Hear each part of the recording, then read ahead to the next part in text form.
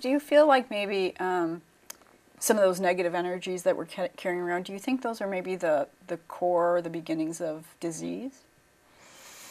Over time, over decades, I've worked a lot with trauma patients that have been sexually abused, and there is an energy that we might carry in our energy field from that of being the victim. And if, through psychotherapy, which is great and all that, but if you haven't worked on it over time, it becomes this black cloud. I forget the cartoon, but the guy that always had the black cloud around him. It's that kind of energy, and so people will pick up on that, not seeing it, but they sense it. So if you have that victim in your energy field, then they're going to target you again, subconsciously, because about vibration and healing, which if we have time, I could talk a little bit about, of why that sticks. No, please. Yeah. So if you have 2 champagne glasses out of crystal, and you ping one, ooh, it starts to go. Even though you didn't touch the second one, they both start to vibrate at the same frequency when one is touched, because it's the same frequency. Right. So like attracts like. Okay, this is on the higher notes. If you take the same scenario and you have somebody walking down a street who's deathly afraid of dogs, and all of a sudden a dog pops up on the other side of the street, what is that person going to do? They're going to go into fear. The dog's going to smell it and come over and try to bite them. Yeah. So like attracts like. So going back to the same thing, that if you were victimized, not your fault, but that energy is still there and it hasn't been worked on or cleared, then it's attracting the same thing. Right. And you hear people going, oh, even if it's a job, that they, have this job and then they don't get through with it. They might be laid off within 3 months. And then they get another job and that same pattern happens. So when patterns start to happen to you, we need to take a look at ourselves and go, what is it and what can I do about it, and to recognize it. But going back to the victim part, by helping to cleanse and clear yourself, to remove that energy, your energy field gets brighter and lighter and lighter, so that the other stuff won't be coming to stick to you. Right. It just occurred to me as I glanced down at the altar you have set up here. Can you do these sort of same techniques with some of these crystals and the different stones you have? Can you do these same techniques? This is my healing altar, travel healing altar, and they're called cuyas. In the Peruvian tradition, a stone, whether it be a crystal or a rock stone from a sacred place, they're called cuyas, and they become medicine objects where a certain energy is programmed into it. So if I need, these are my ones from Bear Mountain, which I do a lot of work up there. And one is for the masculine and one's for the feminine. So if I work with somebody and they're maybe even confused about their identity, I give it to them to work with, to see whatever they need to balance, to bring balance to them so they can decide on things. Again, I would use this for somebody who might be in a damaging relationship and doesn't have the courage enough to move forward. So there's different ways you can use it, and each stone has a different job. When I open my altar, I've been working with this for 15 years. I don't have to do anything. They know what to do already. Like this one we picked up before. Yeah, I really love that one. I'm coveting your stone. A lovely Gemi rhodochrosite, which is one of the biggest heart healing stones, and it helps with deep sorrow and grief. So if you had loved a lost one, a loved one, or had a wicked divorce, or had open heart surgery, it helps it mend quicker. So it really helps heal the physical heart and the emotional heart. So you can work with rhodochrosite in your left hand, which is your incoming energy, and of course it goes up into the heart. And it's about frequency. We want to match this frequency of that divine love, to embody it. And its own frequency, besides me programming it, resonates with everything we talked about for rhodochrosite. And there's different tools, you know, to pull out denser energies. I mean, so can we use the stones in the same way? Can we rub them on us, or I mean, does it? Or You or you can. usually hold it? Certain stones are better.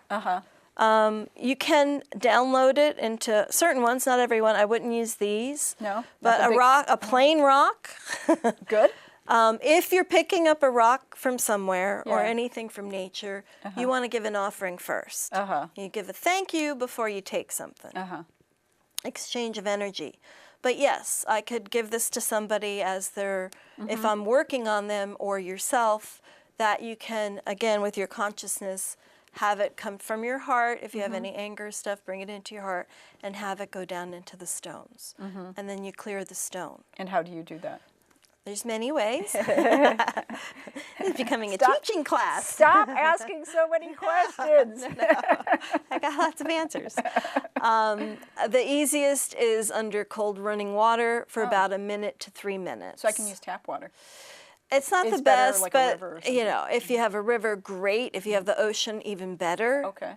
Some people use salt water, but putting salt in water is not salt water.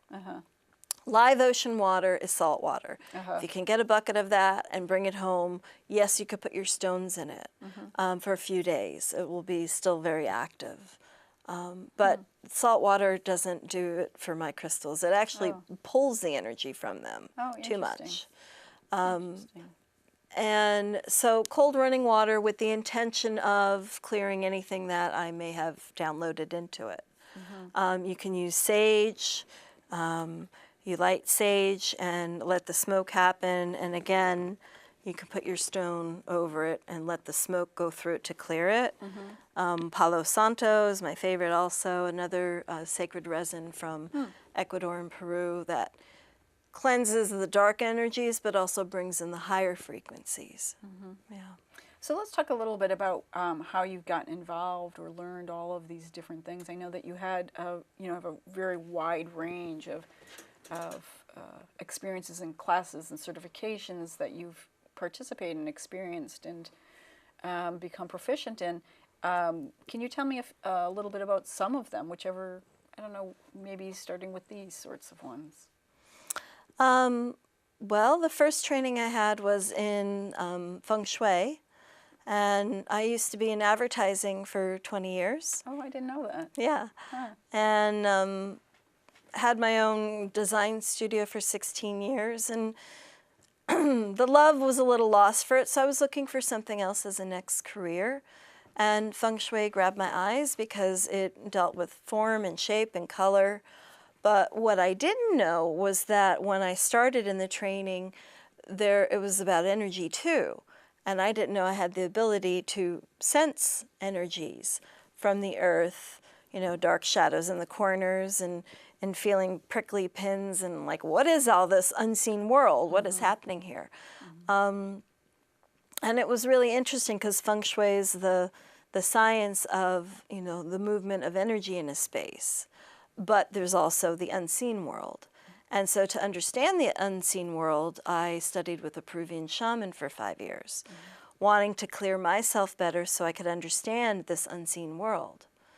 I never thought I would be doing shamanic work. You know, it's kind of, you go down the road and you don't know where it's going to take you. Hey, what do you want to be? 20-year-old question. Hey, what do you want to be? Oh, I want to be a shamanic healer working with stones and spirits. Yeah, it took me about 6 years to believe that I could do this work, you know, and to leave that old world behind and say, I'm a shamanic healer, you know, and not feel weird about it. But I hid it. You know, some of my friends knew, my family knew, of course, and it's a calling, and it's actually very natural because it's working with the elements of nature. It's working with the sun, it's working with the moon, the cycles of nature, working with the earth. It sounds like you've had like a lot of different experiences from a bunch of different traditions. do you feel like they're sort of related, even though, I mean, on the surface they look very different? Do you feel like there's like connections, there's a similarity or connections to all these different modalities? Yeah, I would say most of them they embrace that there is a masculine side of us and a feminine side of us.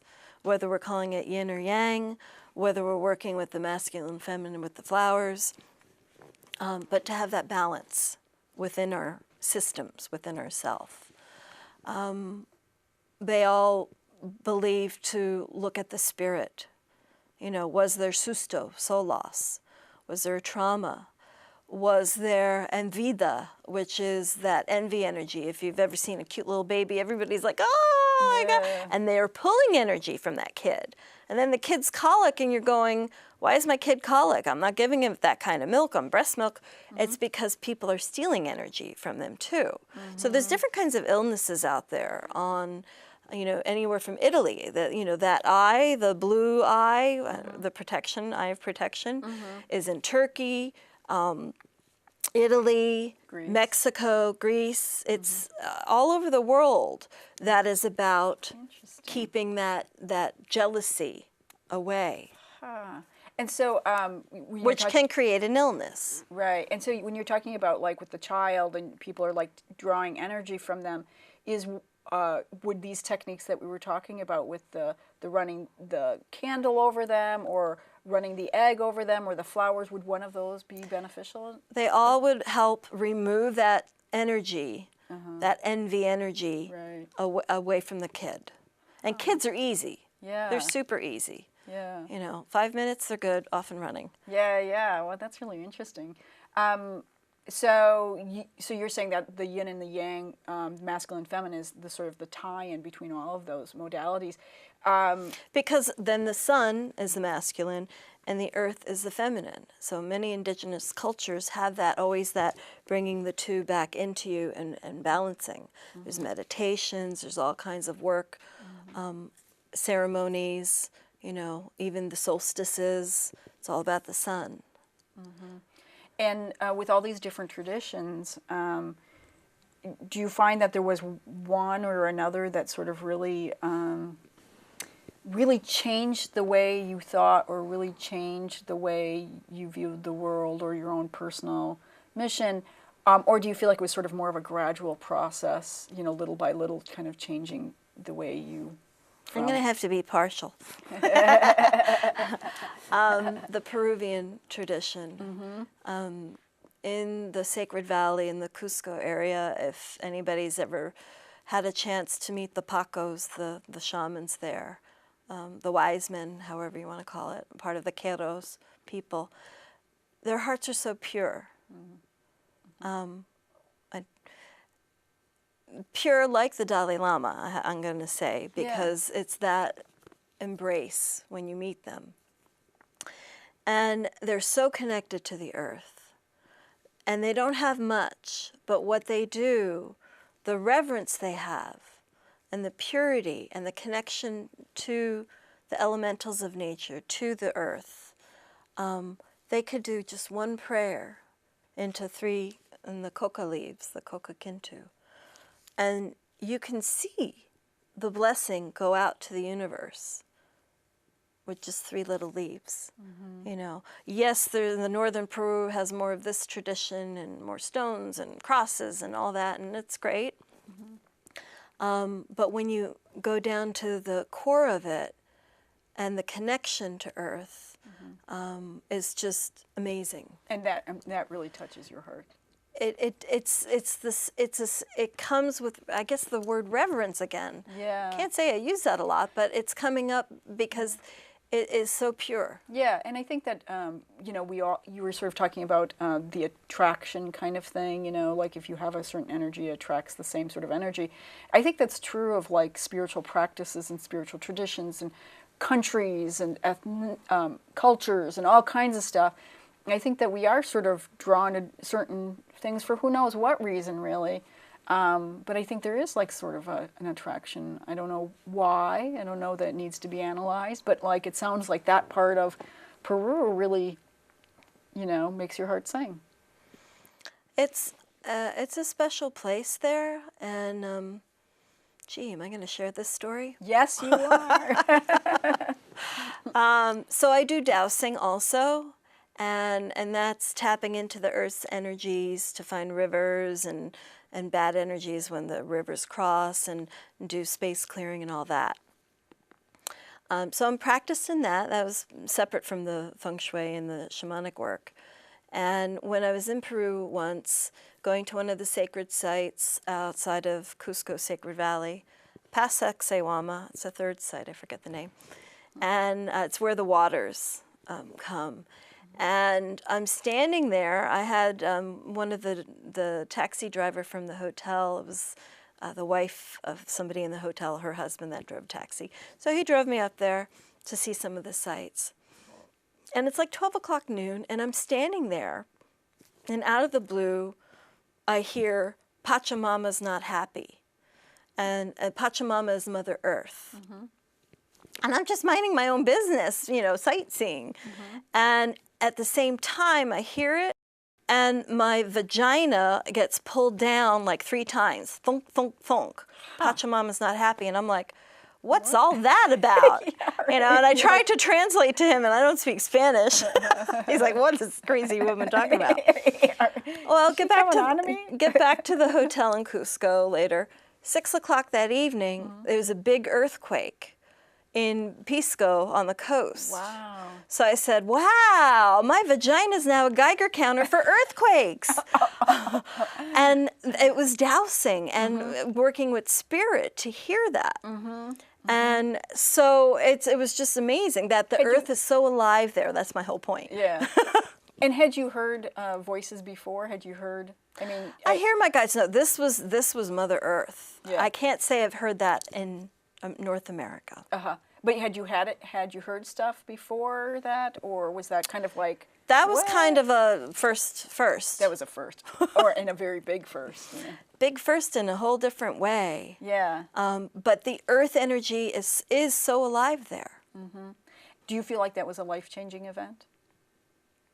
That whole trip years ago was, yeah, definitely. My connection got so much stronger to the elementals and the moon too, which is a whole nother long story. Won't go there. But there was...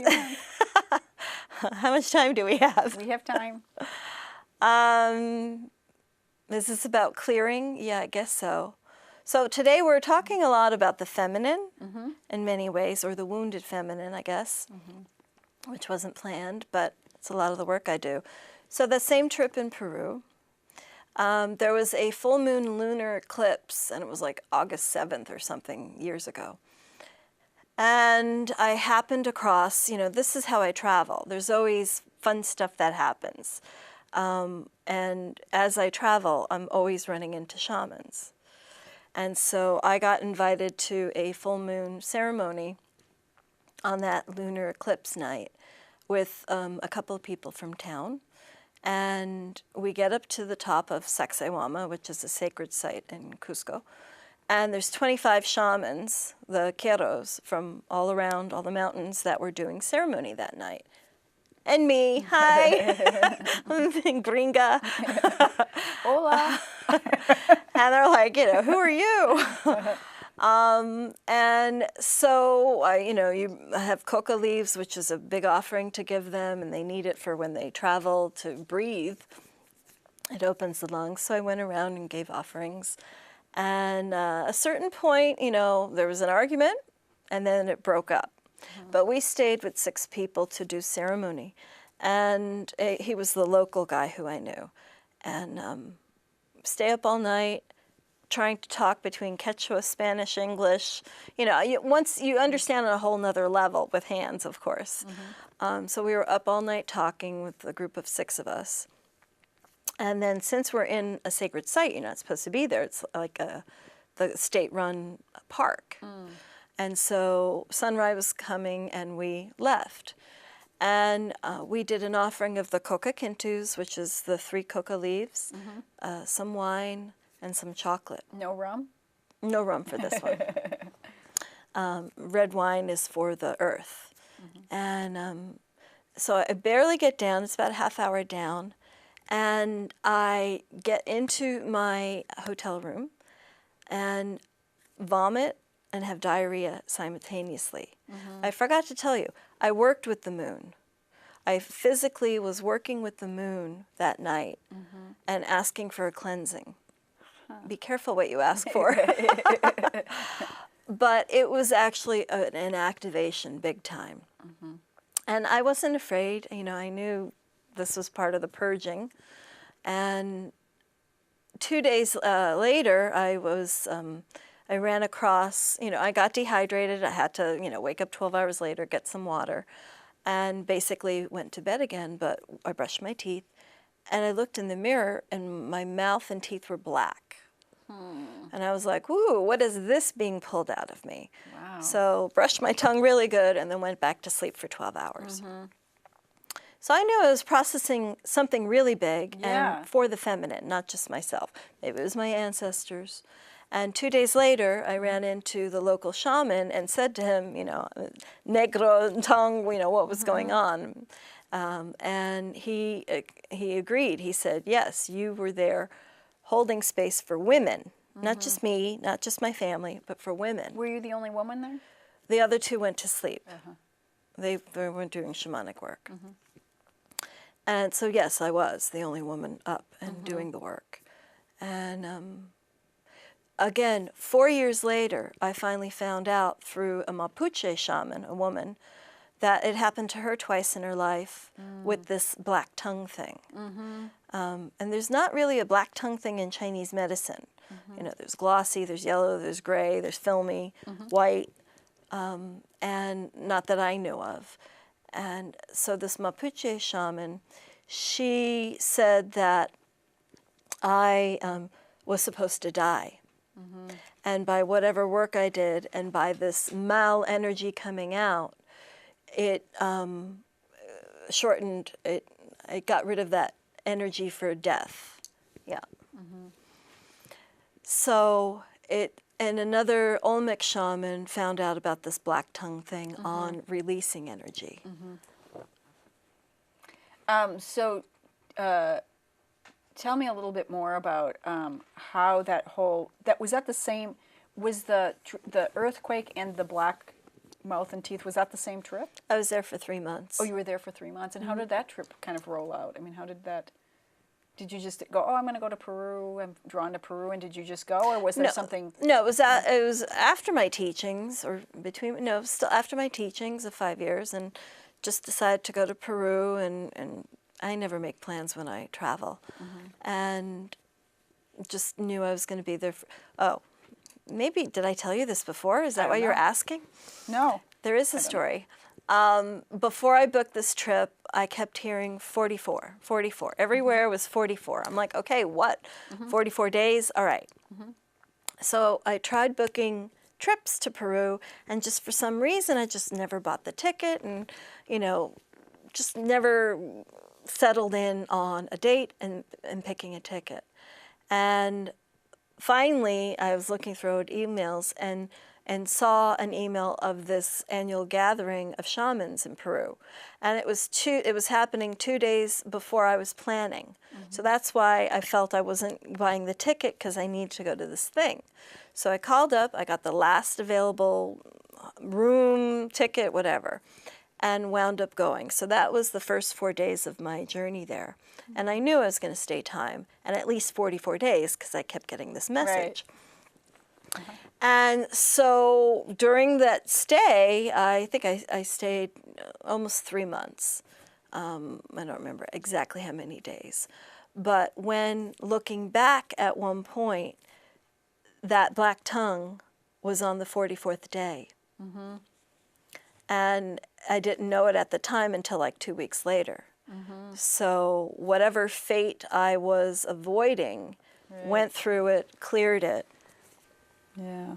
So I want to thank you so much for coming. This has really been a good time, you know. Thank you.